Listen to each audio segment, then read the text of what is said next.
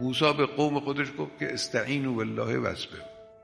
وقتی که داشتن میرفتن از دور مجموعه فرعونی هم دیده شدن که دارن میان.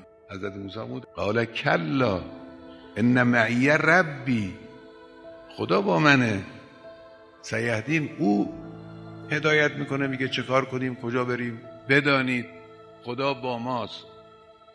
ما اگر خودمون رو حفظ کنیم، انگیزمون رو حفظ کنیم، ایمانمون رو حفظ کنیم، عزم راسخمون رو حفظ کنیم، عقلمون رو به کار بیاندازیم، تدبیر درست بکنیم، ما بر تمام این ترفندهایی که دشمنان از جبهه‌های مختلف و از جهت‌های مختلف به کار میبرن و حملاتی که میکنن که بعضی خیال میکنن ما محاصره شدیم، بر همه اینا فائق خواهیم شد و همه رو انشاءالله به خاک خواهیم نشاند.